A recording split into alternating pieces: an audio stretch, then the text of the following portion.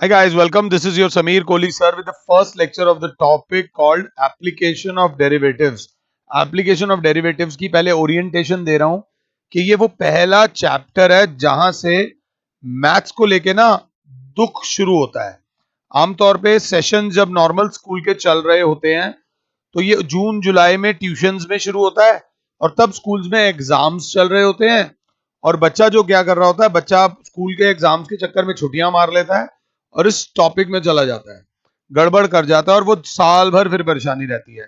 इस चैप्टर में there are 5 तत्वों का बना हुआ ये चैप्टर है। One is called rate of change, जिसको मैं कहूंगा इजी कैटेगरी, बट इसमें एक बात का ध्यान रखना है। सेकंड इसमें आता है इंक्रीजिंग एंड डिक्रीजिंग। इसमें अलग अलग टॉपिक्स आएंगे, ध्यान से बता दूं। इसमें स्टार मार लेना कि आपके कंसेप्ट सही लेके चलना। जो पीछे कंटिन्यूटी एंड डिफरेंशियबिलिटी में पड़ा है, बेसिकली एप्लीकेशन ऑफ डेरिवेटिव्स का मतलब है कि जो डिफरेंशिएशन में सीखा है उसको अब अप्लाई करो। उसको बंदा कहता है ना यार, डिफरेंशिएशन का फायदा क्या है, तो डिफरेंशिएशन का फायदा यहां पर आएगा। फिर एक टॉपिक आएगा टेंजेंट्स एंड नॉर्मल्स। थोड़ा सा लास्ट ईयर का थोड़ा सा स्ट्रेट लाइंस पढ़ लेना, थोड़ा सा, ज्यादा नहीं। स्ट्रेट लाइंस पढ़ा होगा तो बहुत फायदा होगा। Tangents and normal. फिर एक टॉपिक आता है अपना, इसमें जो बहुत इंपॉर्टेंट है दैट इज, ये इजी वाला है, अप्रोक्सीमेशन। अप्रोक्सीमेशन इसमें आपको इजी है, मार्क्स देगा। कुछ नहीं, सीधा सीधा एक टॉपिक इसमें ऐसे वाला है जो सीधा सीधा आपको मार्क्स दे देगा। और इसका जो सबसे ज्यादा खतरनाक टॉपिक होता है वो होता है मैक्सिमा एंड मिनिमा। मैं आपको अपनी तरफ से तैयार करा सकता हूं, अगर मेरी बात मानोगे तो जिंदगी आसान भी हो जाएगी। ये और ये के लिए आपको फॉर्मूलाज याद होने चाहिए। फॉर्मूलाज कौन से? वो वॉल्यूम वाले, एरियाज वाले, वॉल्यूम वाले, जो 9th और 10th में पढ़े थे। अगर आपको रेट ऑफ चेंज और मैक्सिमा मिनिमा में पकड़ बनानी है तो आपके कंसेप्ट यहां पे अच्छे होने चाहिए। इंक्रीजिंग डिक्रीजिंग में अगर पकड़ अच्छी बनानी है तो आपको फंक्शंस, उनकी डोमेन और थोड़ा बहुत उनकी रेंज के बारे में पता होना चाहिए। थोड़ा बहुत अगर पता होगा तो सही रहेगा। हल्का सा मैक्सिमा मिनिमा को भी यहां पे जरूरत पड़ती है। टेंजेंट एंड नॉर्मल एक इंडिपेंडेंट टॉपिक है जो कि स्ट्रेट लाइन से कनेक्टेड है, और अप्रोक्सीमेशन का किसी से कोई मतलब नहीं। Approximation is very easy. अब फॉर्मूलाज वगैरह की जहां तक बात आती है, पहले वो समझो। जैसे कि आपसे कोई बोलता है व्हाट इज, अगर यहां पे लिखा गया स्क्वायर, तो स्क्वायर को लेकर जितने फॉर्मूलाज याद होंगे आपको फायदा होगा। एक होता है उसका एरिया, एक होता है उसका पेरीमीटर, एक होता है उसका डायगोनल, और एक होता है उसका बस, दैट्स इट। अब स्क्वायर के बारे में आप क्या जानते हो? A square is a side, a quadrilateral of 4 sides in which each angle is of 90 degree and all the sides are equal. एक स्क्वायर की सारी साइड्स मेरे बच्चों इक्वल होती हैं। और एक और बात, स्क्वायर की खास बात है कि उसका डायगोनल भी इक्वल्स होते हैं और diagonals bisect each other at 90। अब पॉइंट क्या है, ये 12th का मैथ्स है, बट 12th तक जितना मैथ्स पढ़ा है, जिन्होंने 12th तक काफी मेहनत करी है, उनको फायदा होने वाला है। ये बात याद रख लेना। तो कंसेप्ट, अब एरिया ऑफ स्क्वायर होता है side into side, perimeter of square होता है 4 into side, diagonal of a square होता है √2 इंटू साइड।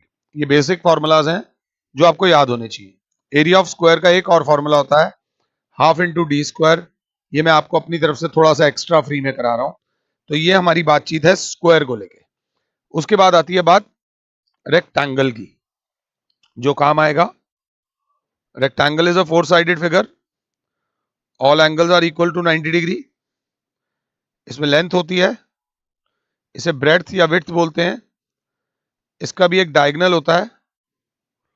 रेक्टेंगल का एरिया, पेरीमीटर, डायगोनल, तीनों फॉर्मूलाज मुझसे पहले आपको पता होने चाहिए, इजी फॉर्मूलाज हैं।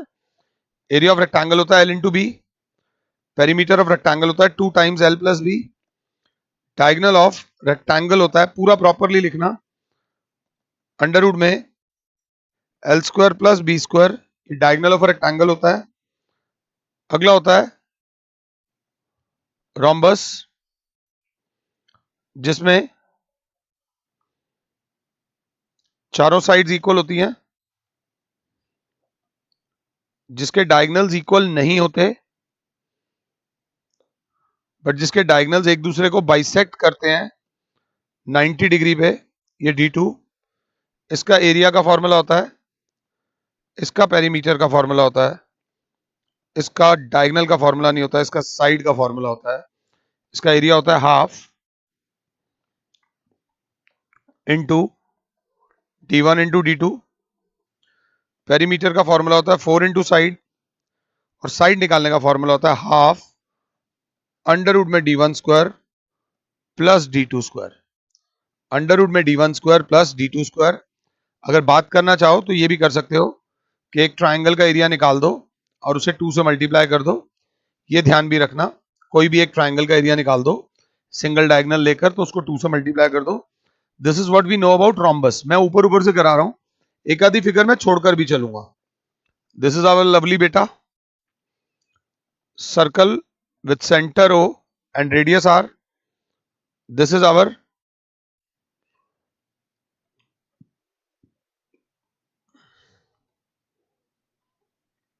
डायमीटर, सर्कल, सर्कल का एरिया होता है, सर्कल की सरकमफ्रेंस होती है, सर्कल का डायमीटर होता है, सर्कल का एरिया होता है पाई आर स्क्वायर, सरकमफ्रेंस होती है 2 पाई आर, डायमीटर होता है d is equals to 2r। थोड़े पंगे लें तो 1/4 पाई d स्क्वायर भी होता है, सरकमफ्रेंस का फॉर्मूला पाई d भी होता है। ये फॉर्मूलाज आपको पता होने चाहिए, ध्यान दे लीजिएगा। सर्कल के बारे में कुछ रह तो नहीं गया, बिल्कुल ठीक है, मगर अगर इसमें ही थोड़ा सा वो घुमा के दे दें, थोड़े से वो पंगे ले लें, ऐसे करके ले लें सेमी सर्कल, ऐसा करेंगे वो सेमी सर्कल का ये रेडियस हो गया सेमी सर्कल, तो इसका एरिया, इसकी circumference,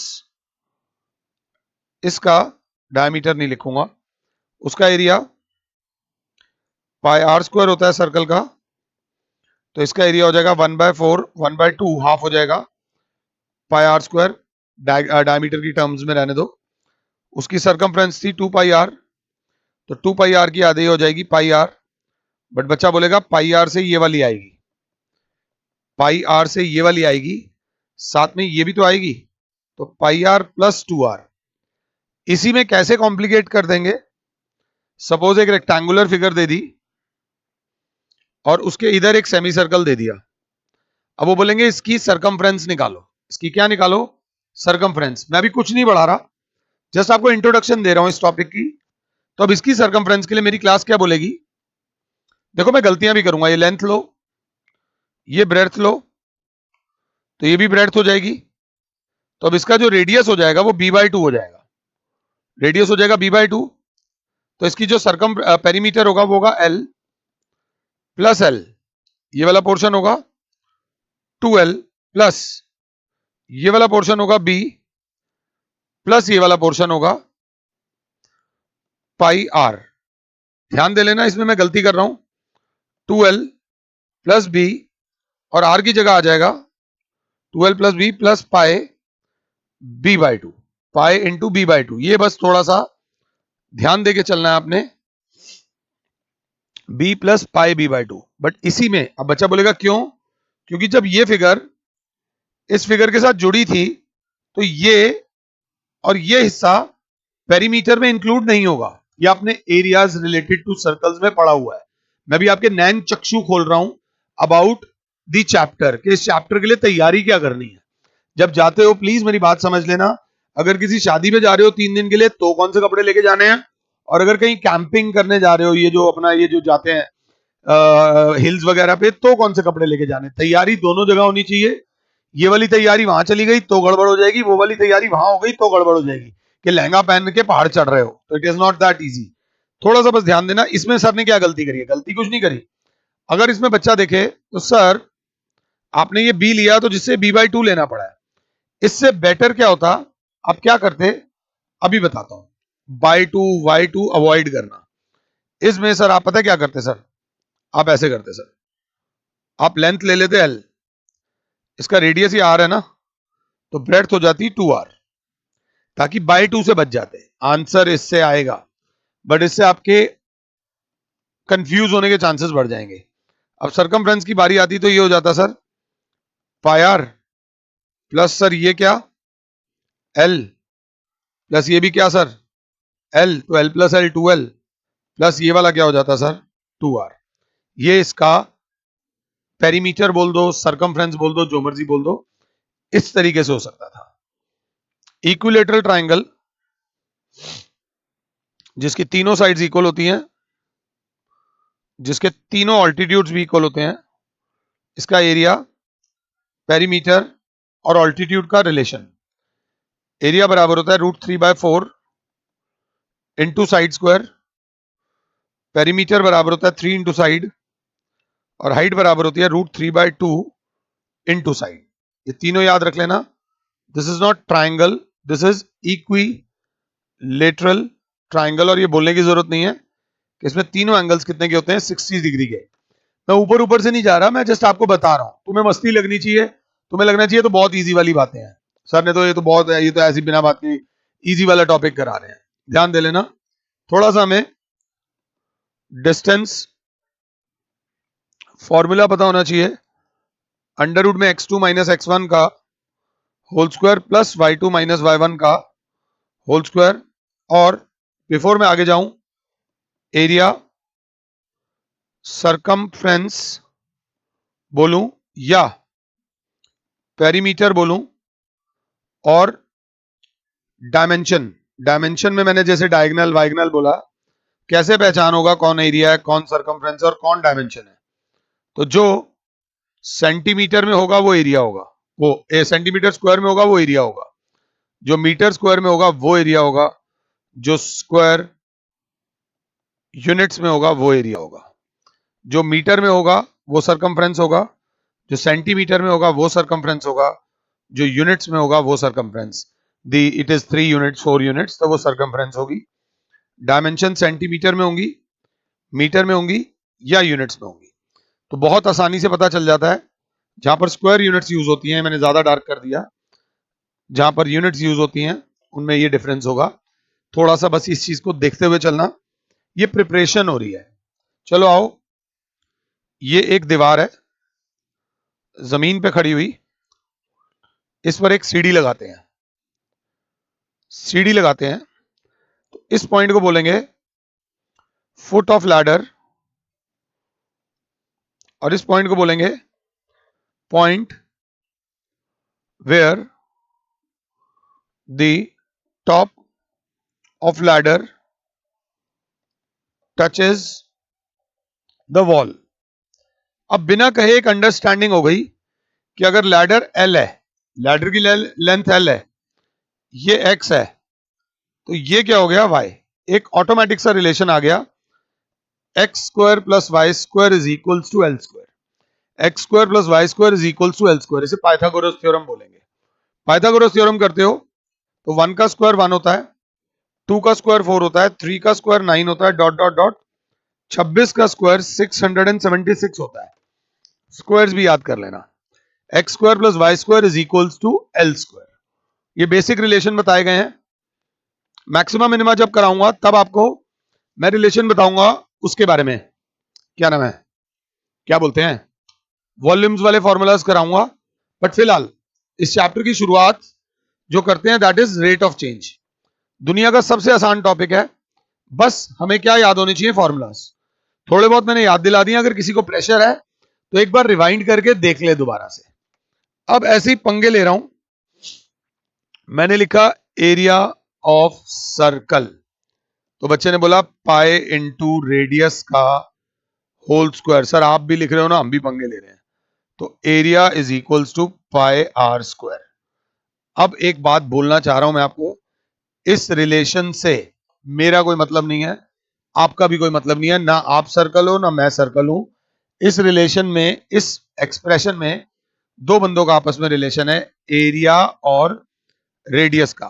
pi is a constant, if A changes then R changes, ये बात सही है या गलत है? अगर एरिया बढ़ेगा तो रेडियस बढ़ेगा या कम होगा? ईमानदारी से बताओ, एरिया बढ़ रहा है मतलब रेडियस बढ़ रहा है, एरिया कम हो रहा है तो रेडियस कम हो रहा है। बच्चे ने कहा ट्रू, मींस इस एक्सप्रेशन में एरिया डिपेंड्स अपॉन रेडियस। तो बच्चा बोलेगा if R changes then A changes, ऐसे तो ये भी हो जाएगा, ट्रू या नहीं? अगर रेडियस बढ़ रहा है तो एरिया बढ़ेगा, रेडियस कम हो रहा है तो एरिया कम होगा, एज सिंपल एज दैट। बच्चा बोलेगा ये बात भी समझ आ गई। अब इसमें एक और फैक्टर आएगा बेटा, जो मैं अभी आपको बताता हूं, उसको ध्यान से सुन लेना। अगर हर सेकंड एरिया बढ़ रहा है, हर सेकंड मतलब हर मोमेंट अगर एरिया बढ़ रहा है तो क्या रेडियस बढ़ेगा? अगर हर सेकंड एरिया बढ़ रहा है तो क्या रेडियस बढ़ेगा? एरिया बढ़ रहा है, हाँ रेडियस बढ़ेगा। अगर हर सेकंड एरिया कम हो रहा है तो क्या रेडियस कम होगा? हाँ। तो मींस एक और फैक्टर आ गया अब हमारी जिंदगी में, if A changes with time then R also changes with time. बेटा बहुत सारे फैक्टर्स ऐसे होते हैं जिंदगी में जो कि टाइम पे डिपेंड करते हैं। कुछ टाइम बाद मैं और बूढ़ा हो जाऊंगा, कुछ टाइम बाद तुम और जवान हो जाओगे, कुछ टाइम बाद मैं और बूढ़ा हो जाऊंगा, कुछ टाइम बाद तुम और जवान हो जाओगे, उसके बाद मैं और बूढ़ा हो जाऊंगा, तुम भी बुढ़ापे की तरफ आओगे। So everything depends upon time. There are so many things जिन पर टाइम का असर होता है। अब let's get back to normal. ये जो तीन लाइनें हैं, इन तीन लाइनों का बड़ा मतलब है। मैंने बोला we can differentiate it with respect to a, we can differentiate it with respect to a, तो dA by dA is equals to पाई बाहर d by dA of r square। dA by dA differentiation के 32 लेक्चरों में बता दिया भैया, 1 होता है पाई इंटू आर स्क्वायर का होगा 2 इंटू आर की power 2 minus 1 into D R by D A. तो 1 is equals to 2 pi R into D R by D A. तो बच्चा बोलेगा D R by D A बराबर हो गया 1 upon 2 pi R. 1 upon 2 pi R का मतलब हो गया चेंज इन रेडियस। जो डी आर होता है, जो आर होता है वो रेडियस होता है, ये हमने पढ़ा हुआ है। जो डी आर होता है वो होता है चेंज इन रेडियस, ये बात याद रख लेना। Change in radius with respect to area, ये याद रख लेना। Change in radius with respect to area. तो D R by D A बराबर हो गया 1 अपॉन 2 पाई आर। थोड़ी सी इसकी यूनिट देखना, जो डी आर होगा वो सेंटीमीटर में होगा और जो एरिया होगा वो सेंटीमीटर स्क्वायर में होगा। तो इसकी यूनिट होगी सेंटीमीटर पर सेंटीमीटर स्क्वायर, मीटर पर मीटर स्क्वायर, या यूनिट पर यूनिट स्क्वायर। थोड़ा सा यूनिट पे ध्यान इसलिए दे रहा हूं कि कहीं एग्जाम में कहीं फंस जाओ और नहीं ध्यान हो। तो ये आराम से, अब आपने क्या करा सर, आपने हमें एक रिलेशन दे दिया a is equals to pi R square. A R पे डिपेंड करता है, आर ए पे डिपेंड करता है। तो एक और देखो दोबारा मेरे पास, फिर मैंने लिखा a is equals to pi R square. तो मैं बच्चे ने बोला सर हम इसको differentiating both sides with respect to A भी तो कर सकते हैं। ए तो आपने कर दिया sir, with respect to R भी तो कर सकते हैं। तो लो D A by D R बराबर pi into D by D R of R square. D A by D R बराबर पाए इंटू 2 आर की power 2 minus 1 into D by D R of R. तो D A by D R बराबर आ गया 2 pi R. D A by D R बराबर आ गया 2 pi are. ये होगा, इसको क्या बोलेंगे, D A by D R को change in area with respect to radius. तो एक बच्चा बोलेगा सर बिना बात के आप टाइम वेस्ट कर रहे हो, आपने D R by D A निकाला था उसको उल्टा कर देते तो dA बाय डी आर आ जाता। बात समझा पा रहा हूं या नहीं? तो dA बाय डी आर आ जाता। इस चीज को समझ लो। तो A is equals to pi R square, A is equals to pi r square can be differentiated with respect to A, can be differentiated with respect to R, and एक और, जब हमने dA by dr निकाला तो आया 2 pi r, और जब dr by dA निकाला तो आया 1/2 pi r, अगर साथ हो तो। अब एक और बच्चे ने बोला ऐसा भी कर सकते हैं, differentiating both sides with respect to time, differentiating both sides with respect to time, क्योंकि टाइम एक ऐसा फैक्टर है जिसपे दोनों डिपेंड करते हैं, रेडियस भी डिपेंड करता है और एरिया भी डिपेंड करता है। तो A बराबर है पाई आर स्क्वायर, तो D A by D T बराबर हो जाएगा pi into D by D T of R square. R square में तो अभी ये फॉर्मूला लग रहा है D by D X of X की पावर एन, जो होता है एन इंटू एक्स की पावर एन माइनस वन।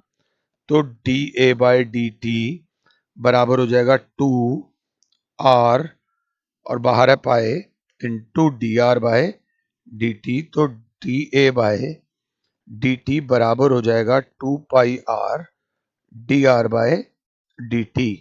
अब आपको अपनी गेम उठानी है, अपनी गेम को और ऊपर करना है। इतना पहले कॉपी कर लो, कोई दिक्कत आई हो तो पीछे से पहले समझ लो। अब बच्चा कहेगा सर इसमें क्वेश्चन कैसा आएगा? इसमें क्वेश्चन आएगा मेरे बच्चे, यहां पर आर दे रखा है और D A by D R दे रखा है। यहां पर क्वेश्चन आएगा ऐसे, D A by D R या फिर आर, इन दोनों में से एक चीज गिवन होगी, दूसरी चीज निकालनी होगी। जैसे कि क्वेश्चन क्या आएगा, if area of circle changes with respect to radius at 3 centimetre square per centimetre, find radius at that instant. अगर मैं समझा पा रहा हूं तो समझो, कैसे, जबरदस्ती नहीं, हम बुक में क्वेश्चन खुद बना रहे हैं। If area of a circle changes with respect to radius at 3 centimetre square per centimetre, मतलब हमें दे रखा है if area of a circle changes, changes मतलब D A, with respect to radius at the rate of 3 centimetre square per centimetre, find the radius. Find the radius निकालना है। तो अब इस केस में हम क्या करेंगे, हम लिखेंगे area is equals to pi R square, differentiating both sides with respect to, क्योंकि आर बोला है with respect to radius R, तो मेरी क्लास क्या आ जाएगा, D A by D R is equals to pi into D by D R of R square. तो D A by D R बराबर हो जाएगा, आर स्क्वायर का आ जाएगा 2 पाई आर, आर का डेरिवेटिव होता है 1। अब D A by D R दे रखा है, उस मौके पे हमें आर निकालना है। उस मौके पे हमें क्या निकालना है, आर। हम क्वेश्चन की लैंग्वेज को खुद बनाएंगे, हम बनाएंगे, तुम चिंता मत करना, बिल्कुल आराम से, बस कंसेप्ट को समझते चलो। सर और क्या क्वेश्चन आ सकता है? और क्वेश्चन ये आ सकता है, अगर क्लास 7 है तो क्लास बोलेगी ये सर ऐसा भी तो हो सकता है, आर दे रखा हो, क्या दे रखा हो, आर दे रखा हो और D A by D are निकालना हो, तो लैंग्वेज क्या होगी, लैंग्वेज ही होगी if radius of a circle is 10 units, find rate of change in area with radius. With क्या बेटा, radius. Rate of change in area with radius, मतलब वो मांग क्या रहा है, वो मांग रहा है rate of change in area, area नहीं मांग रहा, rate of change in area, मतलब डीए विद रेडियस मांग रहा है, with respect to radius, and radius of a circle is 10 units, तो रेडियस इज 10 यूनिट्स, आर दे रखा है और D A by D R वो मांग रहा है। तो हम लिखेंगे A is equals to pi R square, D A by D are मेरे बच्चों ये हो जाएगा pi into D by D R of R square.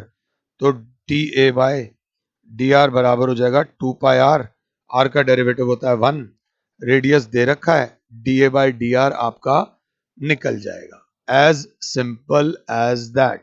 Simple. I hope मैं जो कई बार टीचर्स जो सिंपल सिंपल बोलते हैं ना, वो सिंपल सिंपल होता नहीं है, उसमें वो होता. और ये क्वेश्चन भी बहुत कम आएंगे. जो मेन क्वेश्चन आएंगे ना वो ये लाल वाले आएंगे. तो जरा ध्यान से देखना. अब लाल वालों पे आ रहा हूं मेरे लाल, इसको ध्यान से देखना. रेड वाले को देखो. रेड वाले में हमने डिफरेंशिएट करा विद रिस्पेक्ट टू टाइम. ये लिमिट होगी, हाई लेवल का क्वेश्चन होगा, इससे ऊपर कुछ नहीं होगा. अगर ये आता है तो बच्चा बोलेगा यहां पे सर 3 वेरिएबल दिख रहे हैं. यहां पर एक है rate of change in area with time, एक दिख रहा है सिर्फ रेडियस, और एक दिख रहा है sir rate of change in radius with respect to time. मतलब सर यहां पे 3 वेरिएबल्स हैं. D A by D T, एक वेरिएबल है आर, और एक है D R by D T. तो इस केस में सर 3 वेरिएबल हैं, तो 3 में से 2 चीजें दे रखी होंगी, तीसरी निकालनी होगी. जरूरी नहीं D R by D T निकालना होगा, ऐसा भी हो सकता है. जीरो काटा वाली फील आ रही है नहीं आ रही है? अभी आपको मेरे साथ थोड़ी सी इंग्लिश बोलनी है. इंग्लिश मेरी भी वीक है. जो लोग मेरी वीडियोस देखते हैं उन्हें पता है मेरे टेंसेस बहुत उड़े हुए हैं. ध्यान से. सबसे पहले हम पहली स्टेटमेंट पढ़ेंगे. पहली स्टेटमेंट में हमें D R by D T निकालना है. तो अब समझना. और दिया क्या हुआ है? D A by D T. तो पहली स्टेटमेंट में हम लिखेंगे if area of a circle is increasing at 10 centimetre square per second, find the rate of change in radius with respect to time at an instant when radius is 4. अगर ये समझ आ गया ना तो बल्ले बल्ले हो गई. फिर इसकी language. If area of a circle is increasing at 10 centimetre square per second and radius is increasing at 3 centimeter per second, find the radius at that point of time. इसमें लैंग्वेज क्या बोलेंगे? if the radius of a circle is 10 units and it is increasing at the rate of 1 centimeter per second, find the rate of change in area with respect to time. Language समझ आ रही है या नहीं आ रही है? Question में यही पूछा जाएगा. अगर स्क्वायर की बात करूं तो स्क्वायर का एरिया होता है, स्क्वायर का एरिया होता है साइड स्क्वायर. तो बच्चा बोलेगा स्क्वायर का एरिया होता है साइड स्क्वायर. तो this can be differentiated with respect to A. तो D by D A of A is equals to D by D A of S square. ये तो हो गया 1. तो 1 बराबर आ जाएगा 2s D S by D A. तो D S by D A बराबर हो जाएगा 1 upon 2s. D S by D A बराबर हो जाएगा 1 upon 2s. Means change in side with area. With respect to area की जगह शॉर्ट फॉर्म बोल रहा हूं, विद एरिया.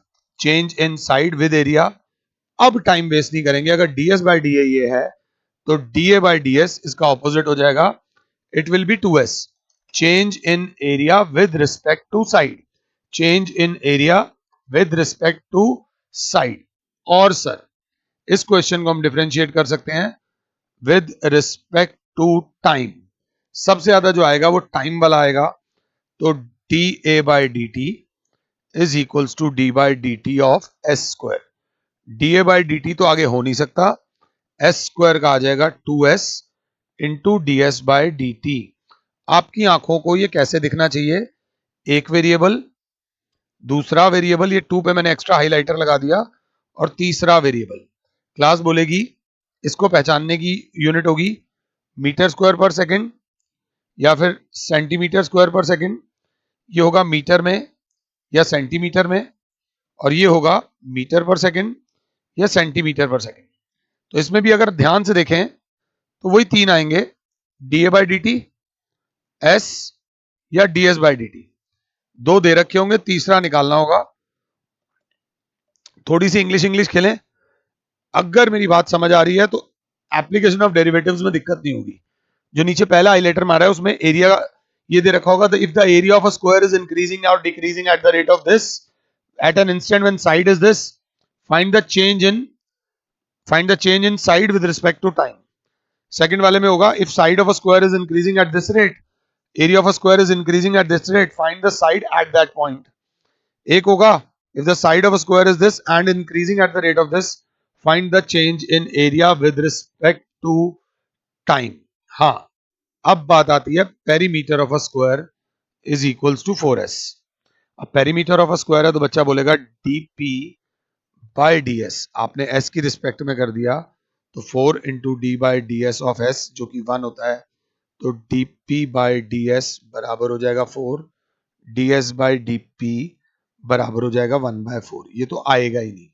इसको अगर विद रिस्पेक्ट टू टाइम करेंगे तो dp बाई dt बराबर होगा 4 टाइम्स ds बाई dt। मेरा एक अच्छा बच्चा बोलेगा कि सर यहाँ पे rate of change in perimeter with time और rate of change in side with respect to time, इसमें साइड की भी जरूरत नहीं है।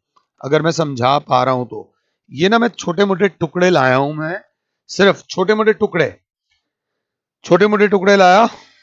किसके लिए? किसके लिए बताओ? एओडी के लिए। अभी नहीं जा रहा। सपोज करो ये एक दीवार है, इस पर एक 5 मीटर का लैडर लग गया।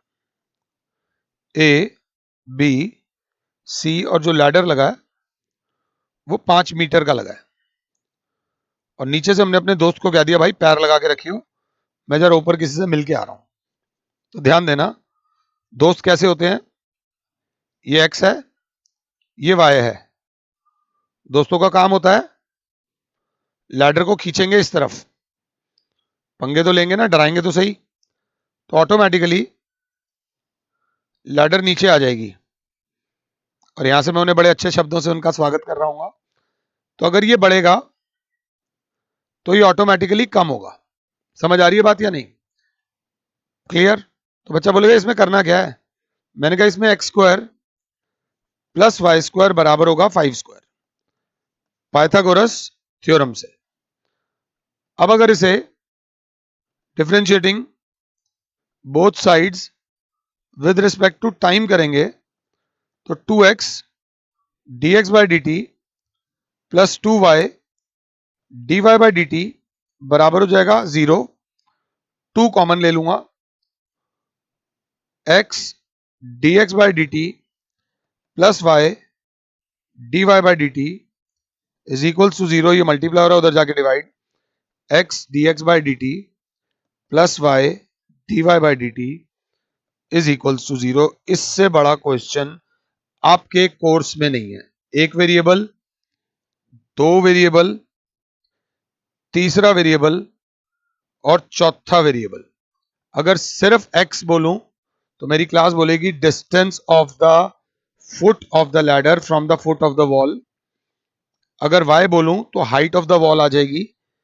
dx बाई डी टी बोलूं तो dx बाई डी टी होगा the rate at which the foot, the distance between the foot of the wall and the foot of the ladder is increasing.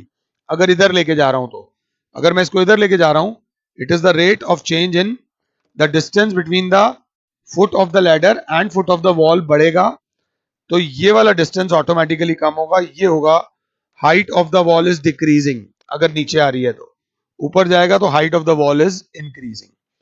कुछ कराने की कोशिश करी है, कुछ ज्यादा नहीं। फिर एकदम याद आता है राइट सर्कुलर कोन के बारे में, कुछ याद आता है।